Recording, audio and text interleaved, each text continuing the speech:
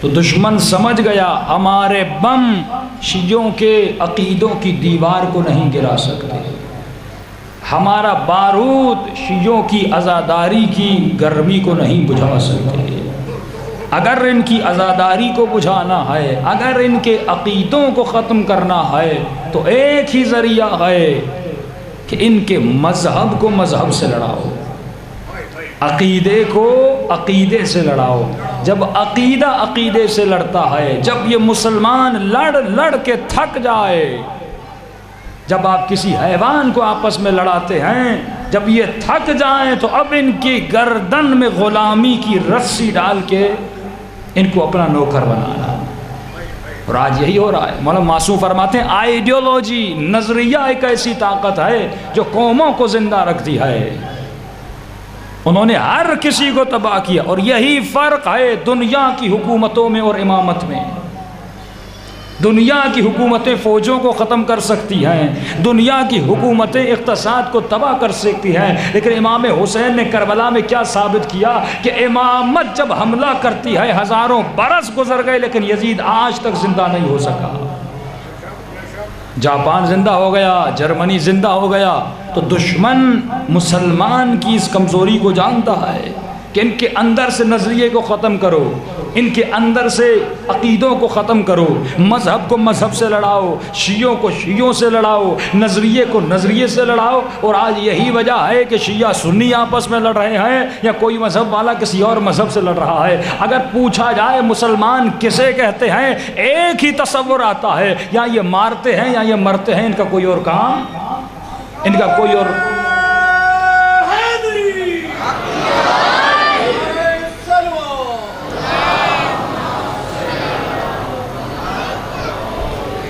مسلمان ٹین کے ڈبے کی طرح جلدی گرم ہو جاتا ہے اور جلدی ٹھنڈا ہو جاتا ہے۔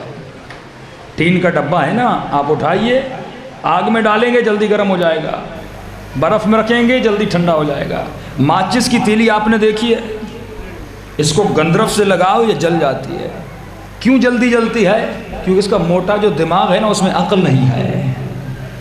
مسلمان کا دماغ ہے ماچس کی تیلی کی طرح، جلدی بھڑک اٹھتا ہے، جلدی گرم ہو جاتا ہے۔ ہمارے نوجوان جلدی بول پڑتے ہیں، صبر نہیں ہے۔ معصوم فرماتے ہیں کہ صبر کے ساتھ دین چلتا ہے، نہ کہ گرمی کے ساتھ۔ جب تک تمہارے مذہب میں صبر نہیں آئے گا۔ اب تھوڑا سا آج آپ کو دین سمجھانا چاہتا ہوں، مخصوصاً اپنی فقہ کے بارے میں کچھ بتانا چاہتا ہوں کہ ہم شیعہ تو ہیں لیکن آج تک یہ نہیں پتہ چلا کہ فقہ جعفریہ میں اور دوسری فقہوں میں فرق کیا ہے۔ ہم اپنی فقہ کو کیوں مانتے ہیں، ابو حنیفہ کو کیوں نہیں مانتے، امام مالک کو کیوں نہیں مانتے، امام شافعی کو کیوں نہیں مانتے؟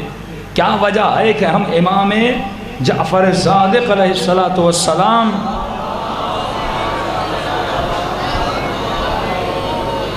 ہم مولا کے ماننے والے ہیں۔ دیکھیے قرآن روز پڑھتے ہیں لیکن فکر نہیں کرتے۔ اس دن میں نے فلسفہ آپ کو بتایا تھا، جب آپ قرآن میں کہتے ہیں، جب نماز پڑھتے ہیں کہتے ہیں اللہ اکبر، اب قرآن کہتا ہے سر کو ادھر ادھر نہیں کرنا، بات نہیں کرنی، کھانا نہیں ہے، جب میں کہوں تو جھکنا ہے، جب میں کہوں تو اٹھنا ہے۔ اے خدا تو کیا ٹریننگ دے رہا ہے، کھانا تو حلال ہے لیکن تو نے نماز میں حرام کر دیا، پینا تو حلال ہے لیکن تو نے نماز میں حرام کر دیا، بولنا تو حلال ہے لیکن تو نے نماز میں حرام کر دیا۔ یعنی خدا مؤمن و مسلمان کو اطاعت سکھا رہا ہے۔ سورہ حمد جب پڑھتے ہیں تو غور و فکر سے پڑھا کریں، بسم اللہ الرحمن الرحیم۔ روز مسلمان کہتا ہے اہدنا الصراط المستقیم، یہ ہدایت ہے کیا؟ یہ صراط مستقیم ہے کیا کہ جس کی طرف خدا ہم مسلمانوں کو ہدایت کرنا چاہتا ہے؟ ہم اسی پہ جھگڑ رہے ہیں کہ صراط مستقیم دکھا، صراط مستقیم پہ رکھ۔ اس دن شاید میں نے بتایا تھا آپ کو کہ اس کا دونوں ترجمے علماء فرماتے ہیں اپنی جگہ صحیح ہیں۔ فرمایا اگر آپ کا بچہ بیمار ہو جائے اور آپ کہیں مولانا میرے بچے کے لیے دعا کریے، میں کہوں گا خدایا اس کے بچے کو شفا دے، تو جواب میں کیا کہیں گے؟ آمین، یہی آئے گا نا۔ تو وہ کہتے خدایا ہمیں صراط مستقیم دکھا، الحمد کے بعد کیا کہتے ہیں؟ آمین۔ لیکن آپ ہاسپٹل سے آئے، میں نے کہا بچے کا کیا بنا؟ آپ نے کہا بچہ ٹھیک ہو گیا، تو جواب میں کیا کہتے ہیں؟ الحمدللہ۔ ہم کہتے ہیں صراط مستقیم پر رکھ، دعا قبول ہوتی ہے، الحمد کے بعد کہتے ہیں الحمدللہ رب العالمین۔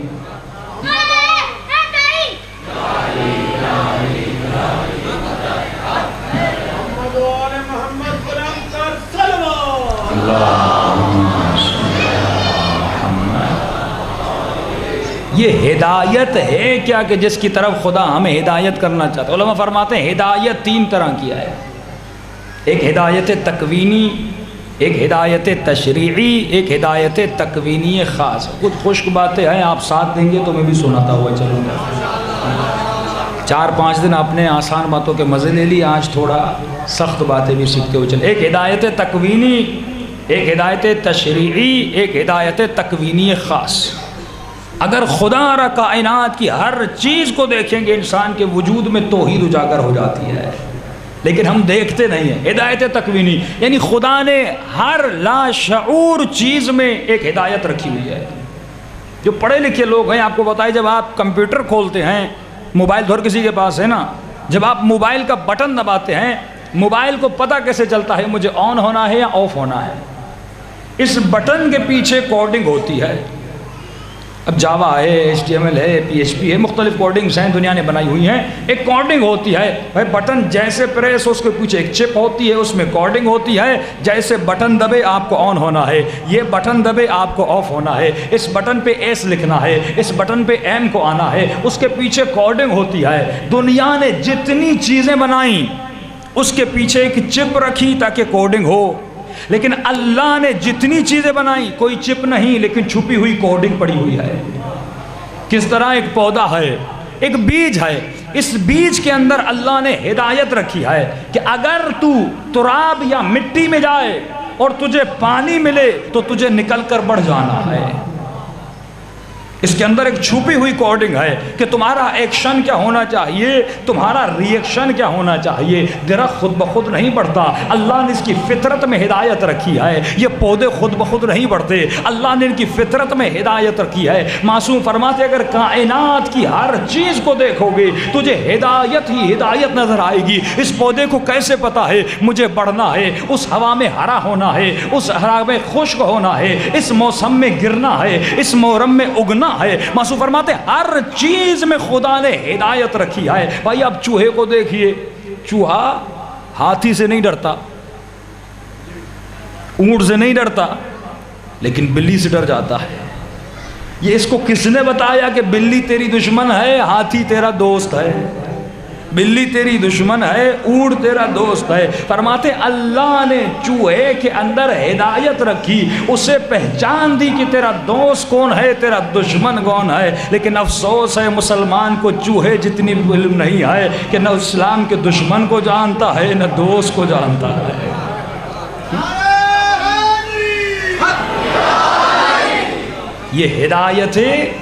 یہ ہدایت تکوینی، تکویناً اللہ نے ہر چیز میں ہدایت رکھی ہے، چاہے پتھر ہو، چاہے پودے ہوں، چاہے حیوان ہوں۔ ایک درجہ جب اوپر جاتے ہیں پھر آتا ہے ہدایت تشریعی جو ہمارے لیے رکھی گئی، یعنی خدا نے ہمیں عقل دی، کہا میں تمہیں راستہ دکھاتا ہوں، جو بھی راستہ تو اختیار کرے یہ میں نے تیرے اختیار میں دے دیا۔ اگر ہدایت کو اختیار کرے گا اس میں بھی تیری مرضی ہے، اگر گمراہی کے راستے کو اختیار کرے گا اس میں بھی تیری مرضی ہے۔ ہدایت کے راستے کو اختیار کرے گا اس کے بدلے میں تجھے جنت ملے گی، گمراہی کے راستے کو اختیار کرے گا اس کے بدلے میں تجھے جہنم ملے گی۔ میں نے تمہاری طرف ہادی بھیج دیے، کسی کو علی بنا کر بھیجا، کسی کو حسن بنا کر بھیجا، کسی کو حسین بنا کر بھیجا۔ اب یہ تیرا اختیار ہے، تو حسین کے لشکر میں جاتا ہے یا یزید کے لشکر میں جاتا ہے۔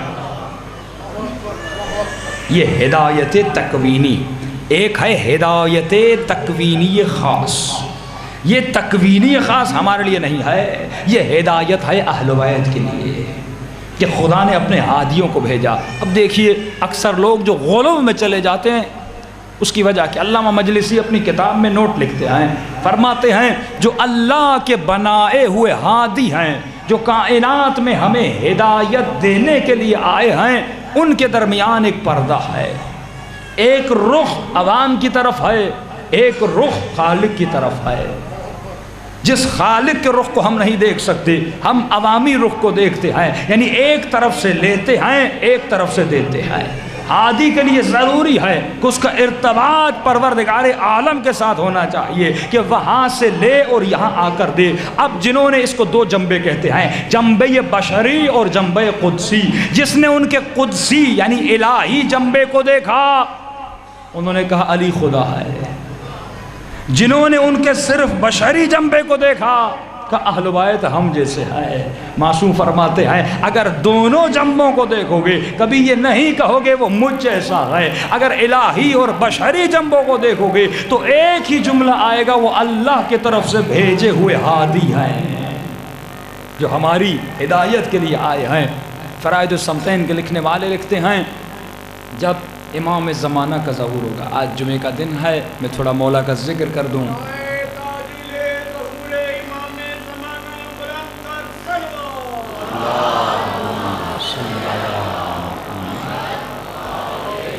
جب امام زمانہ کا ظہور ہوگا تو فرماتے ہیں کہ زمین مولا کے نور سے جگمگا اٹھے، پوری زمین نورانی ہو جائے گی۔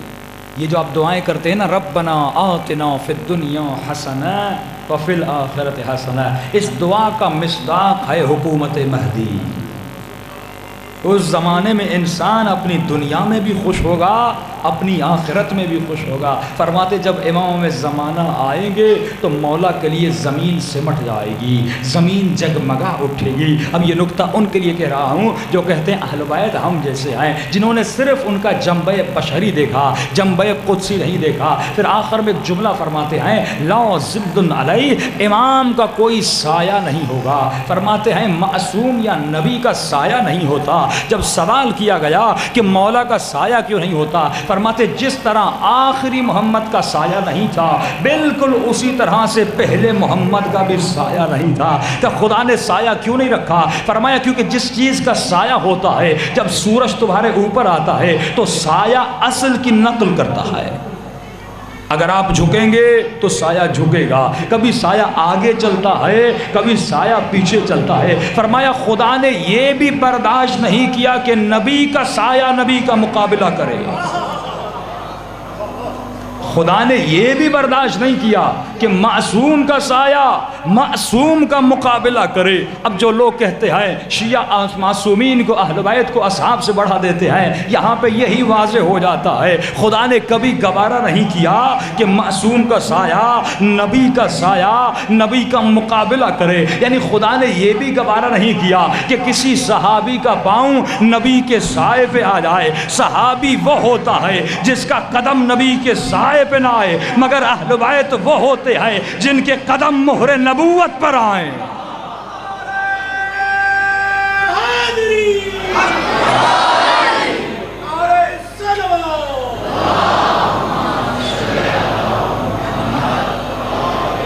محمد وعجل فرجهم، یہ فرق ہے۔ اگر ہدایت کو سمجھو گے، ان کے مقام میں فکر کرو گے تو انسان کو پھر فکر سے عقل ملتی ہے، عقل سے عقیدہ ملتا ہے، پھر جا کر انسان کی زندگی دنیا اور آخرت میں بنتی ہے۔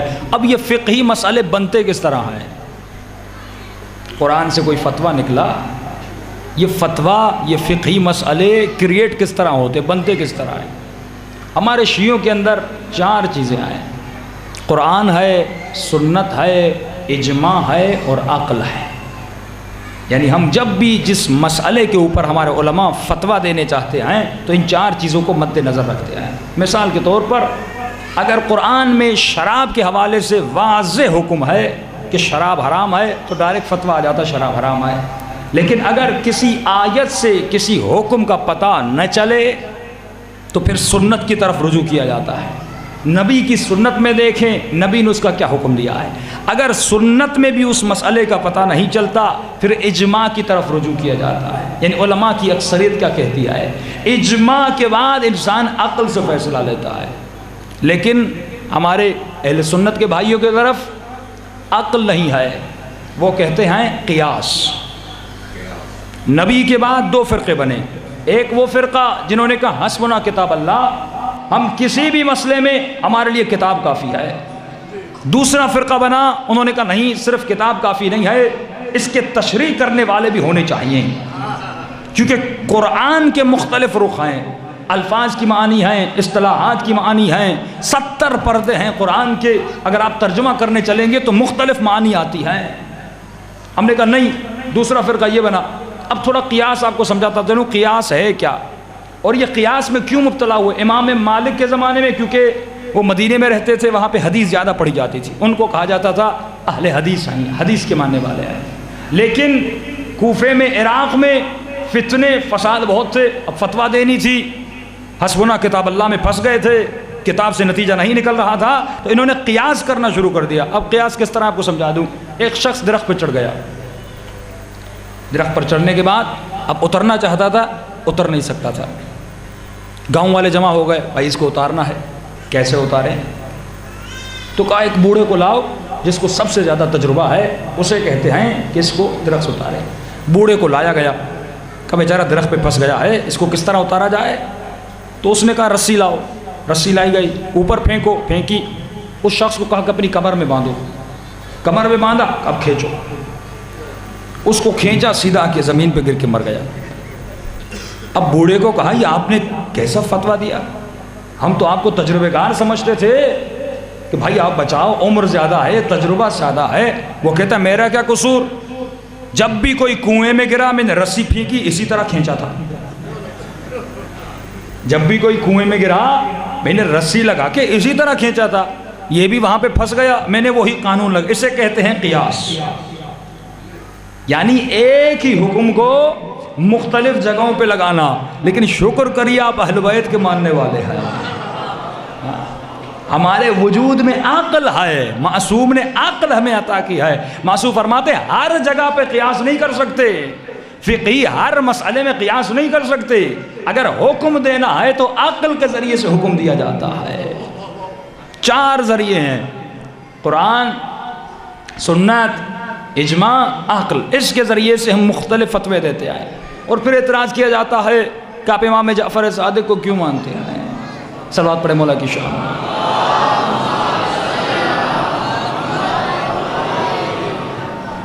ہم کہتے ہیں ہماری مختلف وجوہات ہیں۔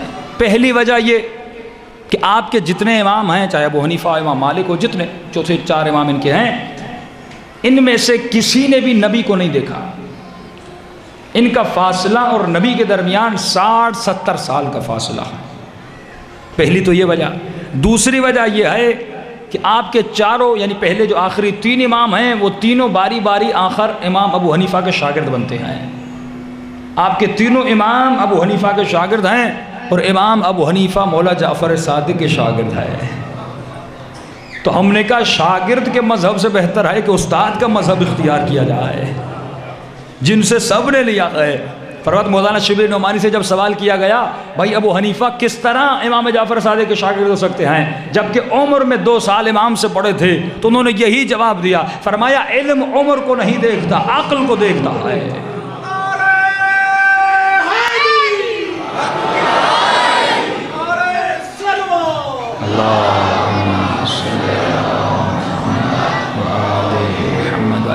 اس لیے ملتا جناب جابر ابن عبداللہ انصاری، نبی خدا کے صحابی، 102 سال عمر ہے۔ نبی نے جابر کو کہا تھا جابر تو میرے ایک بیٹے کو دیکھے گا جس کا نام باقر ہوگا۔ یہ واحد نبی کا صحابی ہے جس نے 5 اماموں کو دیکھا، 5 اماموں کی زیارت نصیب ہوئی۔ جناب جابر فرماتے ہیں جب کھانے پہ بیٹھتے تھے تو کہتے تھے این باقر، جب گلی میں چلتے تھے تو کہتے تھے این باقر، جب کسی سفر پہ جاتے تھے کہتے تھے این باقر، جب پیاس لگتی تھی کہتے تھے این باقر۔ لوگوں نے کہا جابر تو 24 گھنٹہ یہی کہتا رہتا ہے کہ باقر کہاں ہے، باقر کہاں ہے، باقر کہاں ہے۔ اس ذکر سے بہتر نہیں ہے تو قرآن پڑھ دے، اس ذکر سے بہتر نہیں ہے تو سبحان اللہ کہہ دے، اس ذکر سے بہتر نہیں ہے تو اللہ کا ذکر کہہ، کبھی لا الہ الا اللہ کہو، کبھی سبحان اللہ کہو، کبھی الحمدللہ کہو، جب دیکھو کہتے ہو این باقر، این باقر۔ تو سنیں گے جابر کی آواز کیا آئے گی؟ جابر فرمائیں گے اگر امام کا انتظار کرنا ہے تو اسی طرح یاد کر کے انتظار کیا جاتا ہے، جس کے انتظار کے لیے مجھے نبی کہہ کر گئے ہیں 24 گھنٹہ میں اس کا انتظار کرتا ہوں۔ 102 سال کا صحابی ہے اور میرے امام باقر 7 سال کی عمر ہے۔ جب مولا کے سامنے آتے ہیں تو زانوے ادب لگا کر بیٹھ جاتے ہیں۔ کبھی بھی امامت کے لیے، علم کے لیے عمر کی شرط نہیں ہوتی۔ آپ ان اہل بیت کے ماننے والے ہیں، ان ہستیوں کے ماننے والے ہیں جن کے در پر علم بھی ملتا ہے، جن کے در پر زہد بھی ملتا ہے۔ اگر شجاعت میں دیکھا جائے ان سے بڑا کوئی شجاع نہیں ہے۔ اہل بیت کا ایک لقب کیا ہے؟ انما یرید اللہ لیذھب عنکم الرجس اہل البیت ویطہرکم تطہیرا۔ صلوات پڑھے محمد۔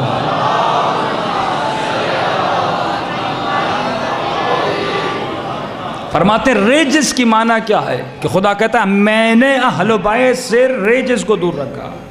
علماء فرماتے ہیں رجس کی معنی ہے لغت میں مقابلہ، تقابل۔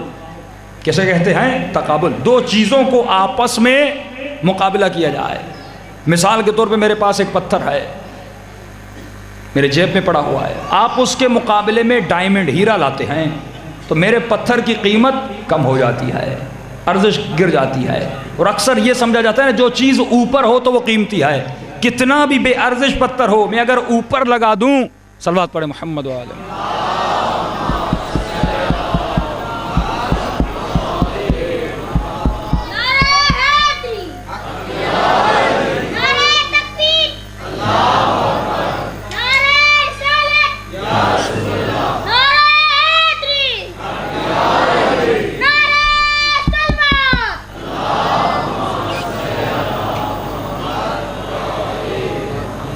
بارے دیگر صلوات پڑھے محمد و آلہ محمد۔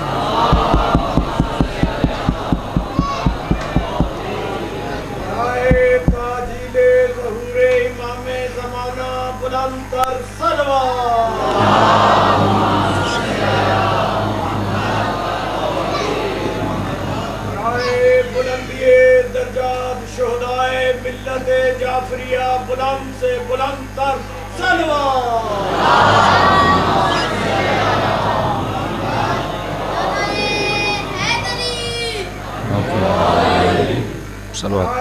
نابودیے دشمنان اہل بیت، نعرہ حیدری،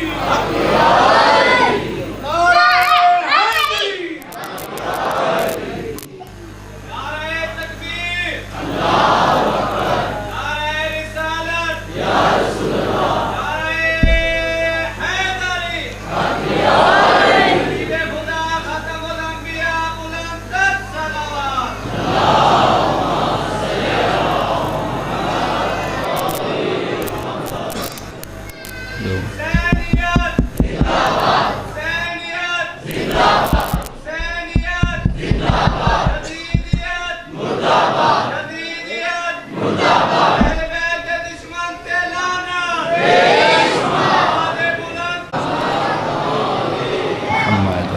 ایک صلوات پڑھے تاکہ لاؤڈ دوبارہ خراب نہ ہو، بابا سے بولیں صلوات۔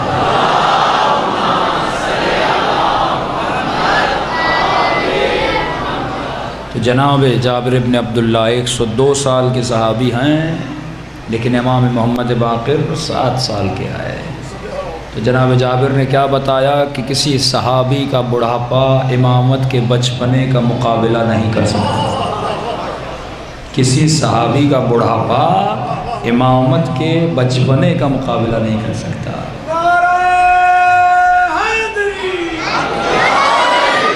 کسی کو ممبر پہ بٹھانے سے اور کسی کو زمین پہ بٹھانے سے اس کی افضلیت نہیں بڑھتی۔ اگر بے قیمتی پتھر کو میں گھر کی اوپلی جگہ پہ لگا دوں اور کسی ڈائمنڈ کو گھر کے کارپیٹ کے نیچے رکھ دوں، کیا ڈائمنڈ کی عزت و عظمت میں کمی آئے گی؟ سونے کو آپ کارپیٹ کے نیچے رکھ دیں اور کسی گلی کے پتھر کو گھر کی چھت پہ رکھ دیں تو عظمت نہیں بڑھتی۔ آپ کو یاد ہوگا بچپنے میں جب ہماری مائیں آٹے کو صاف کرتی تھیں تو کیا ہو جاتا تھا؟ آٹا نیچے چلا جاتا تھا، اس کا بھوسا اوپر رہ جاتا تھا۔ اوپر رہنے سے بھوسے کی عظمت نہیں بڑھتی۔ جو چیز جتنی وزنی ہوتی ہے اتنی نیچے ہوتی ہے، کہ مولا علی فرماتے ہیں جس کا علم جتنا بھر جاتا ہے اتنا بھاری پن آ جاتا ہے۔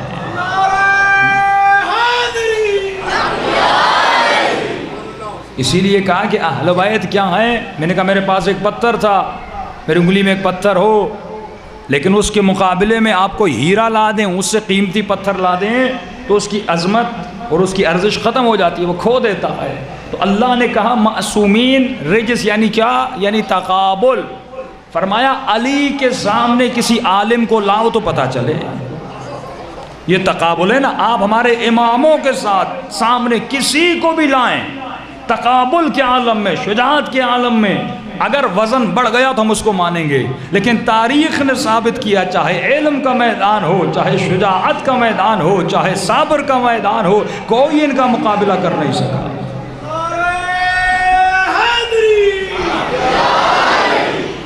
ملک مروان بڑا قاری تھا، بڑا قاری قرآن تھا، بڑا نمازی تھا، لیکن جب حکومت پر پہنچا، خلافت پر پہنچا، تو اس نے قرآن کو دیکھ کر کہا اب تیرے درمیان اور میرے درمیان فاصلہ ہو گیا. پوری زندگی قرآن پڑھتا رہا، لیکن جب خلافت ظاہری پر آتا ہے تو قرآن کو کہتا ہے کہ میرے درمیان اور تیرے درمیان فاصلہ ہو گیا. لیکن امامت کے ساتھ قرآن اس طرح جڑا ہوا ہے، اگر گردن کٹ کر نو کے نیزہ پر بھی جاتی ہے تو قرآن کی تلاوت کرتی ہوئی نظر آتی ہے. ہم ایسے اماموں کے ماننے والے ہیں جن میں اور ان کی ولایت میں اور حکومت میں قرآن کی جدائی نہیں ہے. دنیا کے حاکم جب حاکم بنتے ہیں تو ظالم بنتے ہیں، دنیا کے حاکم جب حاکم بنتے ہیں تو غاصب بنتے ہیں، دنیا کے حاکم جب حاکم بنتے ہیں تو فاسق بنتے ہیں، لیکن علی جب حاکم بنتے ہیں تو علی کی عدالت میں فرق نہیں آتا. علی کا طرز زندگی منافقت کی موت ہے، علی کا طرز زندگی منافقت کی موت ہے. اے ہماری درسگاہ کربلا کربلا، حق کا سیدھا راستہ کربلا کربلا، حسینیوں کی زندگی عقیدہ و جہاد ہے، شہید کربلا کرم یاد رہے حیات رہے. نعرہ حیدری. ان کے ساتھ قرآن اتنا ملا ہوا ہے اگر نو کے نیزہ پر بھی چلے جائیں تو قرآن کی تلاوت کرتے رہتے ہیں. اسی لیے ملتا ہے اگر وہ حاکم بن جائیں تو غاصب، وہ حاکم بنے تو فاسق. ان کا ایک حکمران تھا اسی اولاد مروان میں سے، اتنا کھاتا تھا اور اس کی موت اسی طرح ہوئی. ایک بوری انڈوں کی کھائی، ایک بوری کشمش کی کھائی، اس کے بعد اس کی موت آ گئی. دنیا داری میں اتنے آگے، لیکن جب علی حکومت پر پہنچتے ہیں ایک مرتبہ گھر میں جاتے ہیں، جناب زہرا فرماتی یا علی حسنین کے لیے پکانے کے لیے آٹا نہیں ہے، کھانا نہیں آئے، میرے بچے بھوکے ہیں. مولا علی باہر جاتے ہیں، کسی سے 1 درہم قرض لیتے ہیں، 4 روٹیاں لیتے ہیں. جب درہم و دینار کو مولا بدلتے ہیں، باقی پیسوں جو امام کے ہاتھ میں آتے ہیں، جاتے ہیں کچھ اور چیزیں بھی بچوں کے لیے دیں. راستے میں مولا علی کو قمبر ملتے ہیں. مولا فرماتے قمبر بتا تیرے حالات کیسے ہیں؟ کہتا ہے مولا مت پوچھئے. مولا اصرار کرتے ہیں بتا تیرے حالات کیسے ہیں؟ ایک مرتبہ کہتے ہیں مولا میرے گھر میں کھانے کے لیے نہیں ہے. علی نے جو خریدا تھا، جو پیسے بچے تھے، سارے قمبر کو دے دیے. امام اسے کہتے ہیں جو اپنے آپ کو، اپنے گھر کو تو بھوک میں رکھے لیکن غریبوں کا پیٹ بھرے، لیکن دنیا کے حاکم دوسروں کا چھین کر اپنا پیٹ بھرتے ہیں. امام اپنے بچوں کی غذا، اپنے گھر کا سکون دوسروں کو دیتے ہیں. اس لیے قرآن نے بار بار کہا اے مومنو، اے مسلمانوں، صرف لقلقائے زبان سے، صرف لا الہ الا اللہ کہنے سے، صرف محمد رسول اللہ کہنے سے اسلام نہیں آتا. جب مسلمان نبی خدا کے پاس آتے ہیں اور کہتے ہیں یا رسول اللہ ہم اسلام لے آئے، ہم ایمان لے آئے، جبرائیل نازل ہوئے، کہنے لگے اے رسول ان کو کہہ دو کہ ان کے دلوں میں ابھی تک ایمان داخل نہیں ہوا، ان کے دلوں میں ابھی تک اسلام داخل نہیں ہوا. زبان سے لا الہ الا اللہ کہتے رہو، محمد رسول اللہ کہتے رہو، علی ولی اللہ کہتے رہو، لیکن مولا فرماتے ہیں جب تک ایمان تمہارے دل میں داخل نہیں ہوتا تب تک تم مسلمان حقیقی نہیں بن سکتا. فرمایا قولوا لا الہ الا اللہ تفلحوا، جو لا الہ الا اللہ کہتا ہے وہ فلاح پا جاتا ہے. میں کہوں گا مولا ہم نے لا الہ الا اللہ کہا لیکن فلاح کہاں ہے؟ ہم نے لا الہ الا اللہ کہا لیکن دنیا میں ذلت ہے. ہم نے لا الہ الا اللہ اللہ کہا یہاں پہ مسلمان خوار ہو رہے ہیں تو مولا کی آواز آئے گی، صرف زبان سے لا الہ الا اللہ کہنے سے فلاح نہیں ملتی، اے مومن فلاح تب ملے گی جب ایمان تمہاری دلوں میں داخل ہوگا۔ میں کہوں گا مولا ایمان کیا ہے، ایمان کسے کہتے ہیں؟ تو مولا فرماتے ہیں وَأَنزَلْنَا السَّكِينَةَ عَلَىٰ قَلْبِ الرَّسُولِ، ایمان اسے کہتے ہیں کہ جس کے دل پر سکون داخل ہو جائے۔ مولا یہ سکون کیا ہے؟ تو مولا جواب دیتے ہیں سکون یہ ہے کہ جس کے دل پر سکون داخل ہو جاتا ہے پھر اس کے وجود پر خدا کے سوا کوئی اور چیز اثر نہیں کرتی۔ اگر بیٹا مر گیا تو پریشان نہیں ہوتا، اگر گھر میں مصیبت آتی ہے تو پریشان نہیں ہوتا، اگر بے اولاد ہوتا ہے تو پریشان نہیں ہوتا۔ کربلا کے شہیدوں کی طرح ایک ہی جملہ کہتا ہے رضن برضا، اے خدا ہم تیری رضا پہ راضی ہیں۔ ایمان یعنی سکون، ایمان یعنی دل پر اطمینان ہو۔ اگر آج ہمارے دلوں میں اطمینان نہیں ہے نا، اگر آج ہم گھبرائے ہوئے ہیں، اس کا مطلب ہمارے دلوں میں ایمان داخل نہیں ہوا۔ مولا فرماتے ایمان کیا ہے؟ یعنی لا مؤثر فی الوجود الا اللہ، یعنی تیرے وجود پر خدا کے علاوہ، خدا کے سوا کوئی اور اثر کرنے والا نہ ہو۔ اثر کسے کہتے ہیں؟ یہ لائٹ جل رہی ہے نا، اس بلب کا جو نور ہے وہ اثر ہے، خود لائٹ مؤثر ہے۔ یعنی اے مومن کسی دشمن سے نہ گھبرانا، اے مومن اپنے رزق کے لیے پریشان نہ ہونا، اے مومن اولاد کے لیے پریشان نہ ہونا، اے مومن گھر میں فوتگی ہو جائے تو پریشان نہ ہونا۔ اس لیے مولا کا صحابی فرماتا ہے جب جناب اسماعیل میرے چھٹے امام کے بیٹے بیمار تھے کہتا میں نے مولا کو بڑی پریشانی کی حالت میں دیکھا، کبھی دائیں کبھی بائیں، لیکن تھوڑی دیر کے بعد مولا گھر کے واپس آتے ہیں، چہرے پہ اطمینان ہے اور زبان سے یہ جملے کہہ رہے ہیں انا للہ وَإِنَّا إِلَيْهِ راجعون۔ میں نے کہا مولا جب بیٹا بیمار تھا آپ کا چہرہ مضطرب تھا، ابھی مر گیا ہے آپ کو تو زیادہ مضطرب ہونا چاہیے۔ مولا فرماتے جب تک ہمارے اوپر مصیبت ہوتی ہے ہم پوری کوشش کرتے ہیں اس مصیبت کو حل کرنے کی، اس پرابلم کو سالو کرنے کی، لیکن جب خدا وہ چیز ہم سے چھین لیتا ہے ہم کہتے ہیں اے خدا تیری امانت تھی تو نے لے لی، ہم تیری رضا پہ راضی ہیں۔ محمد قرآن کر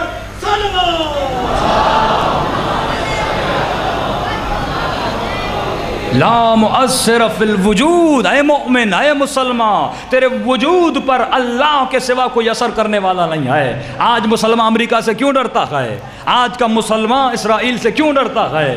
یہ ذلیل و خوار کیوں ہو رہا ہے؟ کیونکہ لا الہ الا اللہ تو کہہ رہا ہے لیکن مؤثر امریکہ کو سمجھ رہا ہے، لا الہ الا اللہ تو کہہ رہا ہے لیکن مؤثر اسرائیل کو سمجھ رہا ہے۔ اگر میں یہ نہیں کروں گا تو میرے ساتھ جنگ ہو جائے گی، اگر میں یہ نہیں کروں گا تو مجھے مار دیں گے۔ مولا فرماتے نہیں نہیں، یہ اسلام نہیں ہے، یہ دین نہیں ہے۔ دین یہ ہے کہ اللہ کے خوف کے علاوہ تیرے دل میں کوئی خوف نہ ہو۔ مولا فرماتے جس کے دل میں خدا کا خوف نہیں ہوتا وہ دنیا کی ہر چیز سے ڈرتا ہے۔ یہ درس کربلا کا ہے، یہ درس کربلا کا ہے۔ نعرہ حیدری، سپر طاقت ہے خدا، سپر طاقت ہے خدا،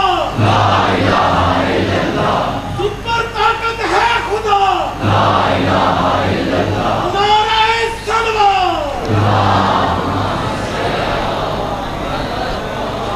یہ تیرا ایمان ہونا چاہیے کہ لا مؤثر فی الوجود الا اللہ، خدا کے علاوہ کوئی چیز میرے وجود پہ اثر کرنے والی نہیں۔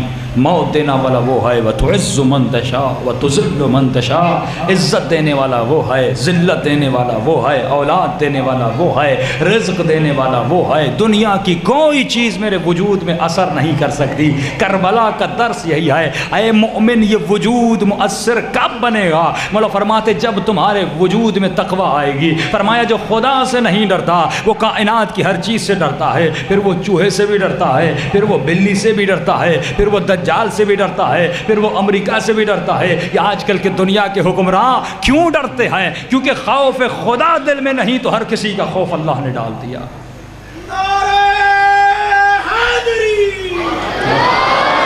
جب کسی کا اللہ کا خوف نہ ہو تو خدا دنیا کا خوف ڈال دیتا ہے۔ پھر انسان کے وجود میں خرافات، یہ پہلے زمانے میں مشہور ہوتی تھی، لوگ سفر پہ نکلتے تھے، اگر گاڑی کے سامنے کالی بلی گزر گئی تو اس دن سفر نہیں کرنا، بھائی کیوں کہ دن برا گزرے گا۔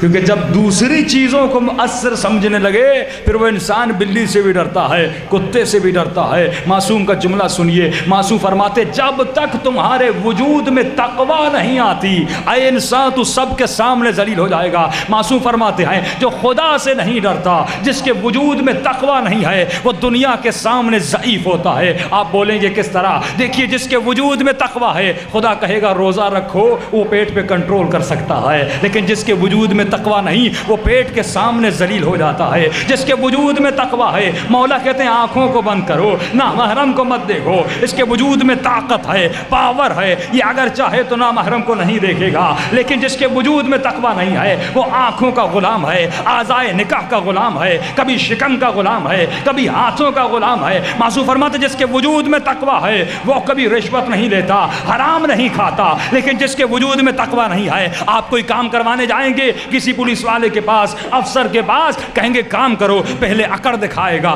نہیں میں آپ کا کام نہیں کروں گا، لیکن ایک مرتبہ آپ نوٹ نکالیں گے، پیسے نکالیں گے، اس کی اکڑ ختم ہو جائے گی، ہاں جی میں آپ کا کام کر دوں گا۔ یعنی پیسے کے سامنے ذلیل ہو رہا ہے، دنیا کے سامنے ذلیل ہو رہا ہے، شہوت کے سامنے ذلیل ہو رہا ہے۔ معصوم فرماتے ہیں جس کے وجود میں تقوی نہیں ہے وہ ہر چیز کے ساتھ ذلیل ہوتا ہے، ہر چیز کے سامنے ضعیف ہوتا ہے، لیکن جس کے وجود میں تقوی ہوتی ہے وہ اگر ضعیف ہے تو خدا کے سامنے، اگر ذلیل ہے تو خدا کے سامنے۔ نعرہ تکبیر، اللہ نعرہ رسالت، یا رسول اللہ، نعرہ حیدری، نعرہ سلوہ۔ اللہم صلی علی محمد و آل محمد۔ اے مومن خود کو ذلیل بنانا ہے تو خدا کے سامنے، ضعیف بنانا ہے تو خدا کے سامنے۔ کبھی عوام کے سامنے ذلیل نہ بننا، کبھی عوام کے سامنے ضعیف نہ بننا۔ آج دنیا کے حکمراں، آج دنیا کے مسلمان انسانوں کے سامنے ضعیف بھی ہیں، ذلیل بھی ہیں، لیکن کربلا کے میدان میں حسین نے کیا پیغام دیا؟ اے یزید چاہے تو اپنی طاقت کو استعمال کر، چاہے تو اپنی قوت کو استعمال کر، لیکن حسین اگر کسی کے سامنے سر جھکائے گا وہ ہے لا الہ الا اللہ۔ حسین اگر کسی کے سامنے جھکتا ہے تو وہ پروردگار عالم ہے۔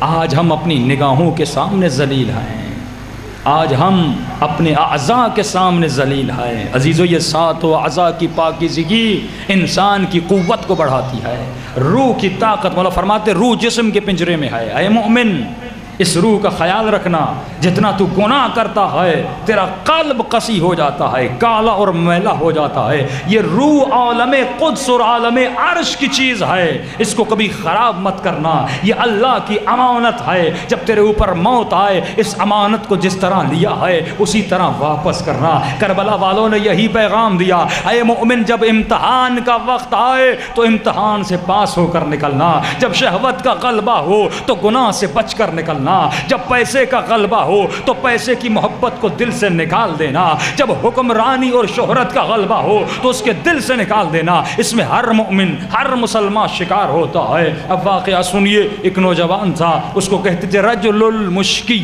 اس کے بدن سے مشک کی خوشبو آتی تھی۔ کل میں نے جناب ہر کا واقعہ بتایا نا کہ ہر کیوں بنا؟ آقا محسن الحکیم ہر کو سلام کھڑے ہو کر کیوں کرتے تھے؟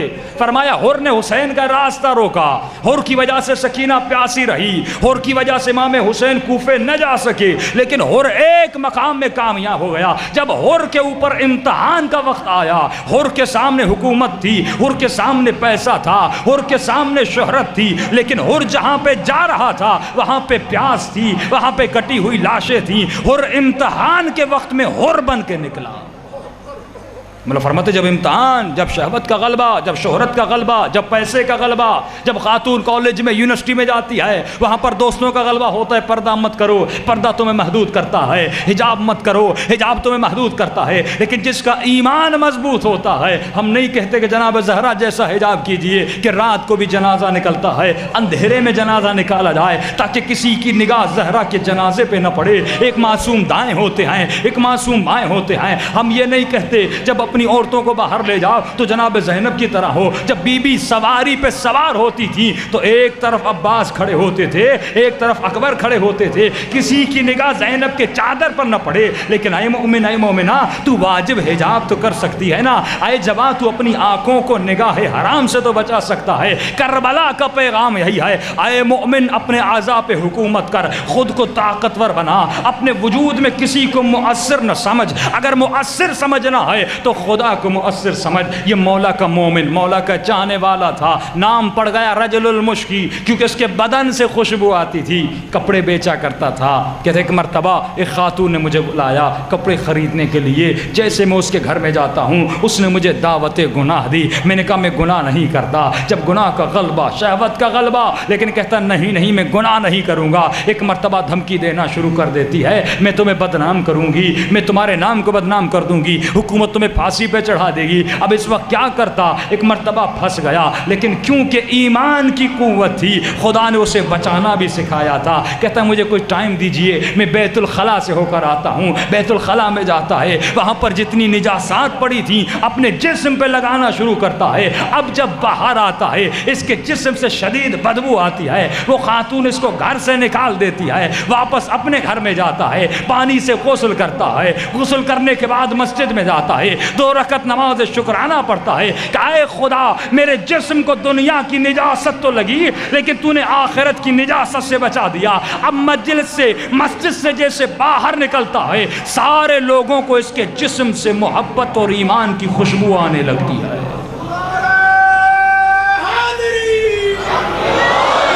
اگر ایمان بنانا ہے تو ایسے جوان بنو, اگر مؤمن بننا ہے تو ایسے مؤمن بنو, اگر مؤمنہ بننا ہے تو ایسے مؤمن بنو. کہ مولا فرماتے ہیں عیشیو کونو لنا زینن ولا کونو لنا شینا, باعث زینت بنو باعث ذلت نہ بنو. زینت کا کیا مطلب ہے؟ جب دنیا تجھے دیکھے تو کہے علی والا ایسا نمازی, علی والا ایسا متقی, تمہارے چہرے نورانی ہونے چاہیے.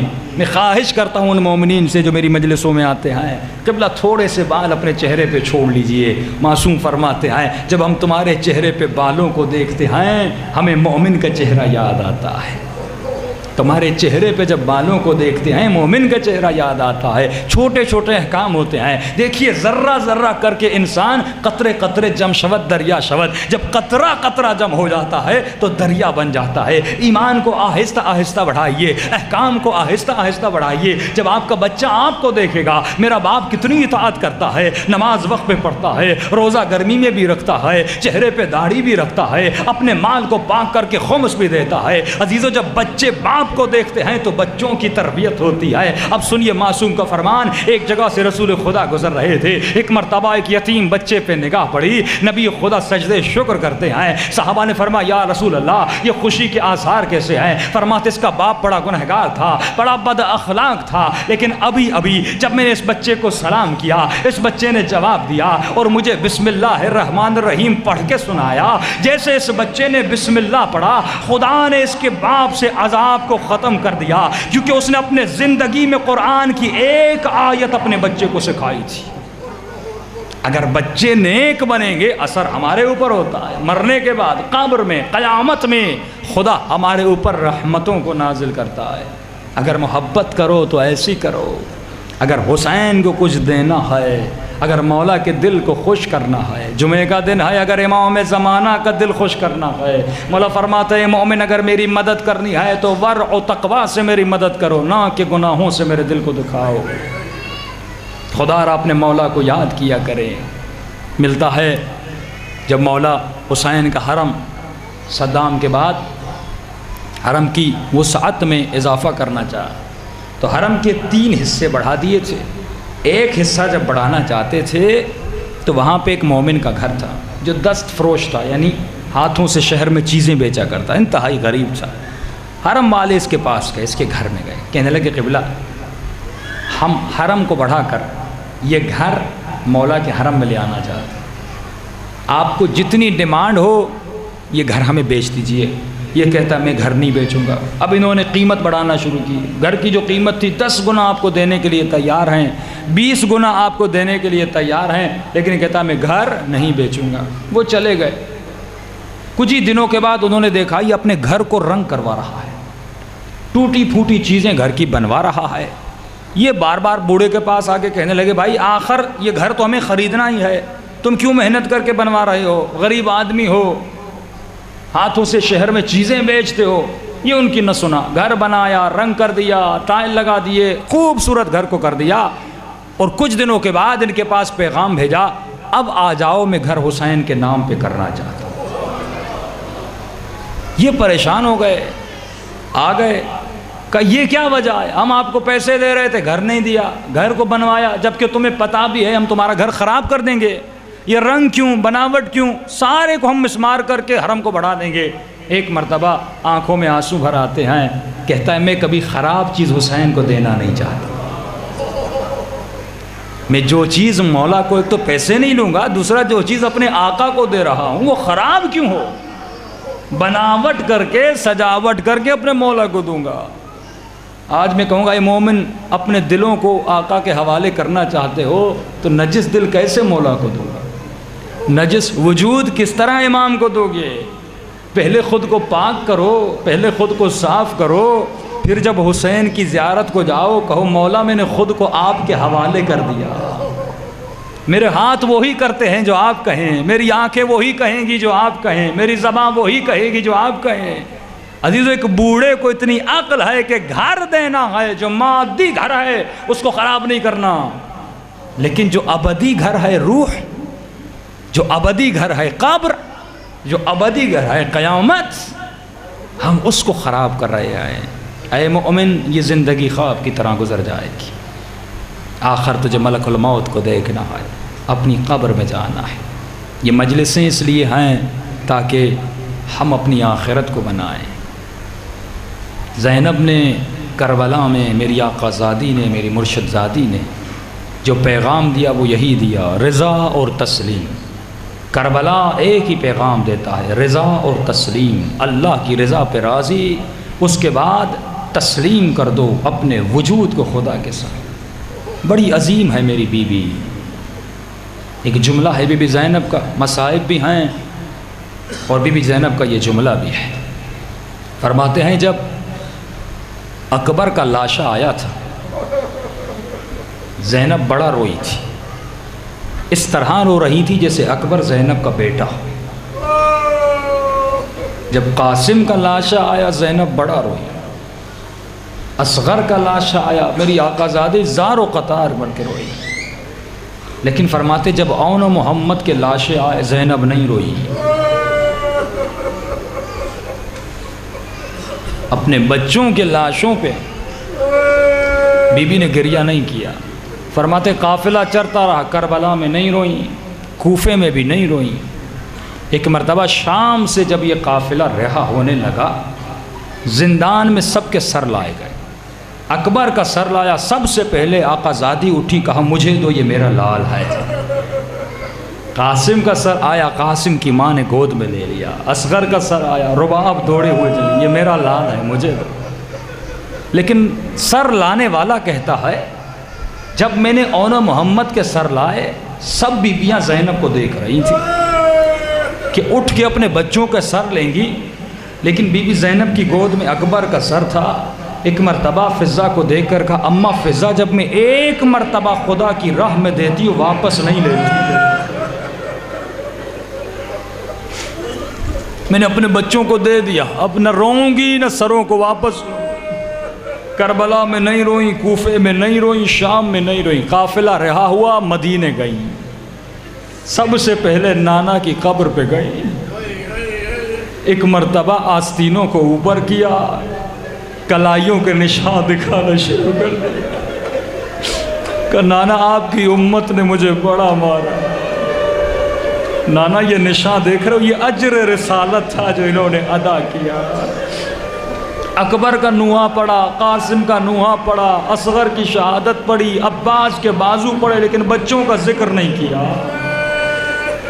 فرماتے نانا کی قبر سے چلی اماں کی قبر پر، جب ماں کی قبر پہ پہنچتی ایک مرتبہ حسین کا خونی کرتا نکالتی، فرماتے جیسے کرتا نکالا قبر پہ رکھا، زہرا کی قبر میں زلزلہ آنے لگا، کہ اماں کرتا دیکھ کر برداشت نہیں کرتی، لیکن آنکھوں سے دیکھا ظالم کیسے وار کر رہا تھا، آنکھوں سے دیکھا عباس کے بازو کیسے کٹے، آنکھوں سے دیکھا ننھی سی گردن میں تیر کیسا لگا، آنکھوں سے دیکھا قاسم کے لاشے کے ٹکڑے ٹکڑے کیسے ہوئے، لیکن وہاں پر بھی اون محمد کو یاد نہیں کیا۔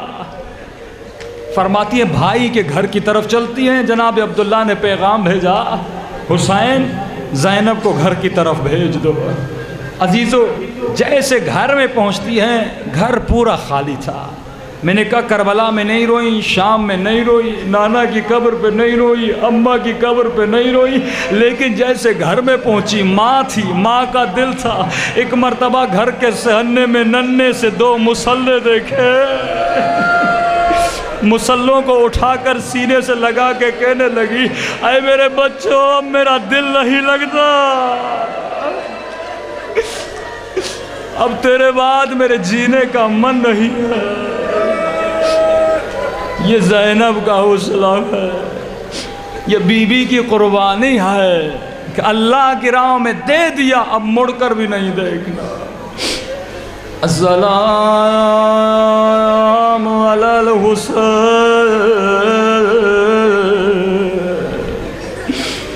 وعلی علی ابن الحسین وعلی اولاد الحسین۔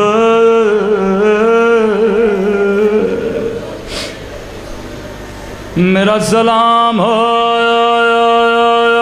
زینب کے بچوں پہ،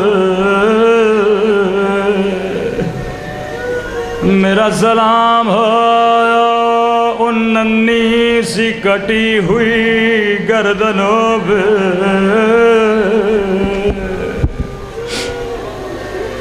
ایک تو ماں زینب ہے جس نے کبھی اپنے بچوں کا سوال نہیں کیا، لیکن عزادارو کربلا میں ایک اور ماں بھی ہے جسے نہ بچوں کی خبر ہے نہ شوہر کی اطلاع ہے۔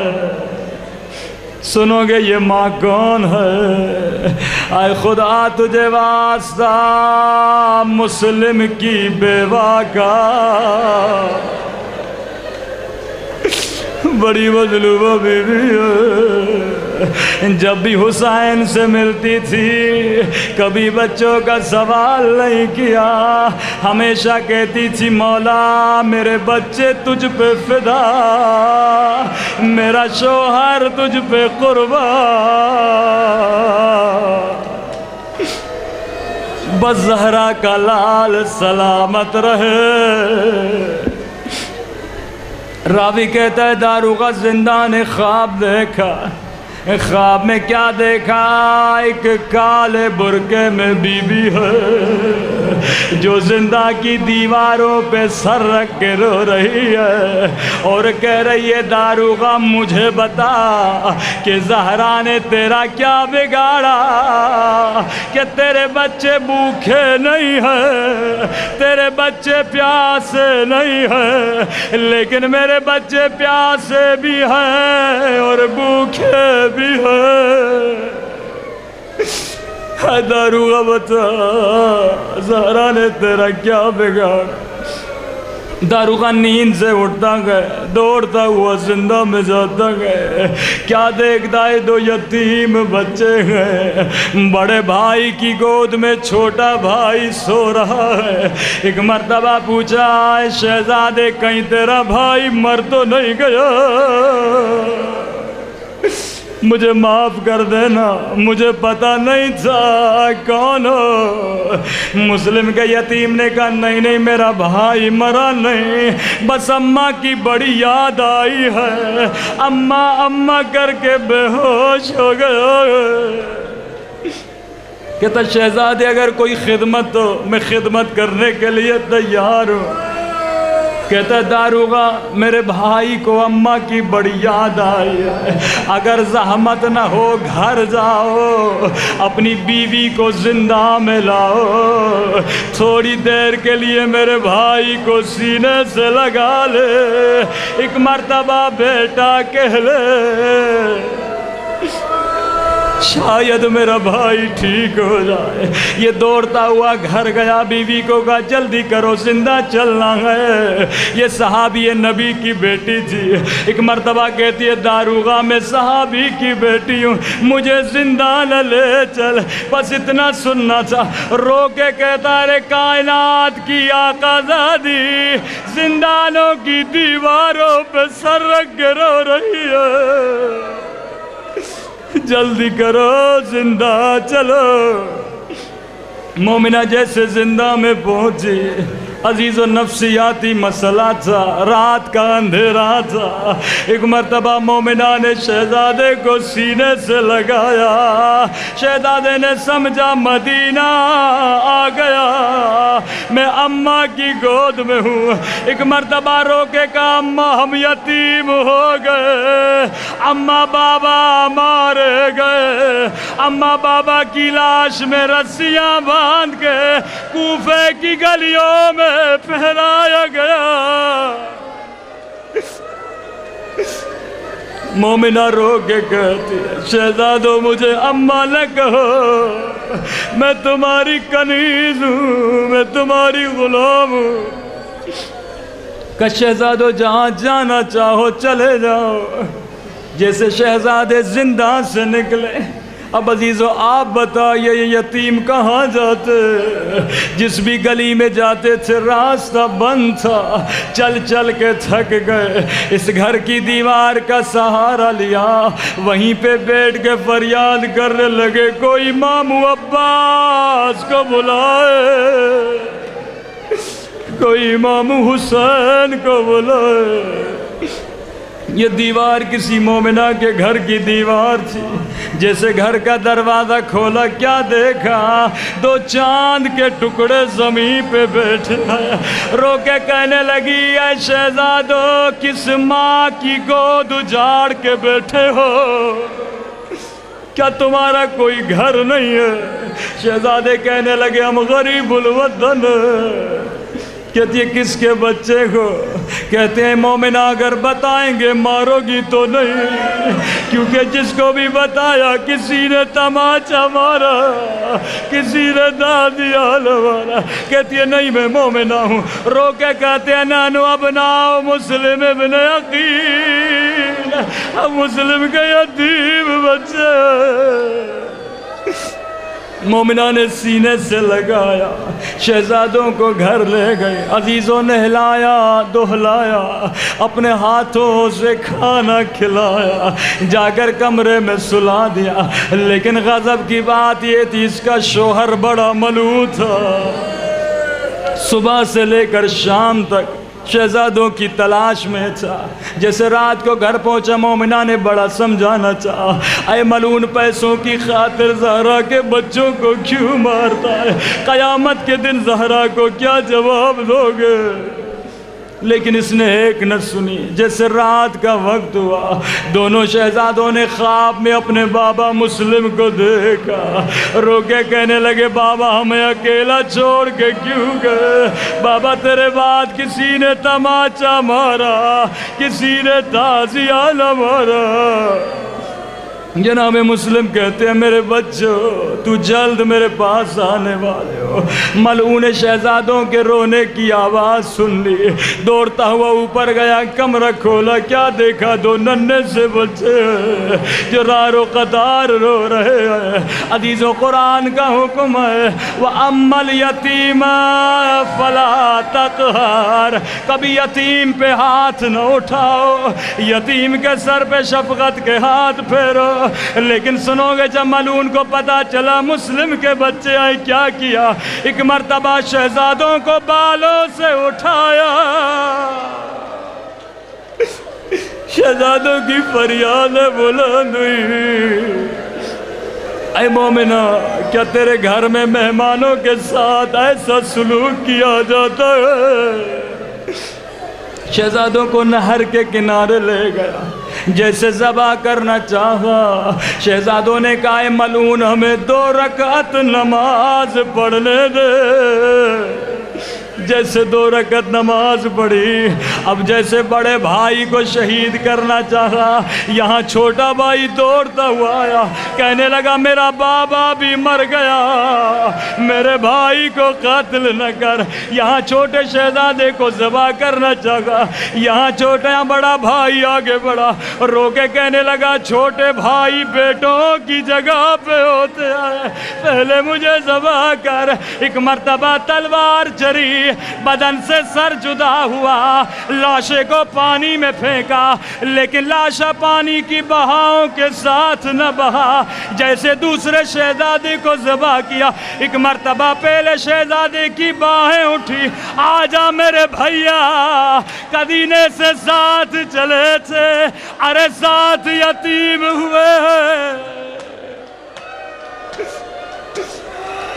پانی کی بہاؤں میں بھی ساتھ بہیں گے۔ اللہ آپ سب کو 2 یتیم بچوں کی قبروں کی زیارت نصیب کرائے۔ ان کی قبریں کھیتوں کے درمیان ہیں۔ صبح کو جب کسان کھیت کے پاس آئے، کیا دیکھا 2 نورانی لاشیں ہیں، بدن میں سر نہیں ہے۔ لوگوں کو کہا لوگوں آ جاؤ، اولیاء خدا کی لاشیں ہیں۔ یہاں کفن دیا، غسل دیا، جیسے نماز پڑھنا چاہیے۔ عجب نہیں غیب سے آواز آئی ہوگی، اپنی آنکھوں کو بند کر لو، لاشوں کی زہرا آئی ہے۔ بی بی آج جوڑ کے عرض کروں گا، کہاں کہاں جاؤ گی؟ کربلا جاؤ گی، کوفے میں جاؤ گی، یا شرابی کی دربار میں؟ اللہ لعنت اللہ علی القوم الظالمین وسیعلم ایما